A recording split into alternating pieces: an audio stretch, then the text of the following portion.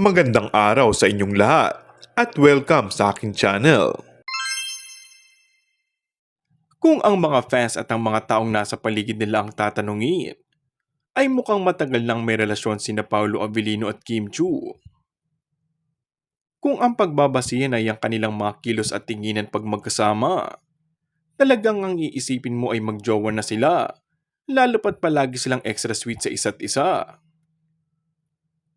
Pero hanggang ngayon nga ay wala pa rin kinukumpirma ang rumored couple kung sila na nga ba. Ang palagi lamang nilang sinasabi ay super close sila at patuloy na inaalagaan ng isa't isa. Pero paano nga ba nagsimula ang pagiging malapit nila? Say ni Paulo, nagsimula ang closest nila sa linlang. Magkakilala na umano sila ni Kim noon pa, pero hindi sila masyadong nag-uusap. Kahit daw may small talk na sila noon, ay feeling awkward pa rin sila.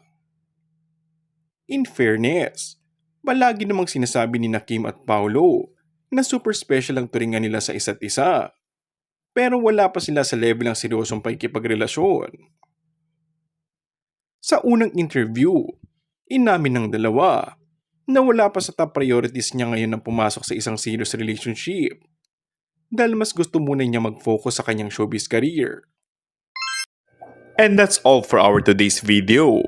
Kung bago ka lang sa aking channel ay mag-subscribe at pindutin na rin ang notification bell. Maraming salamat!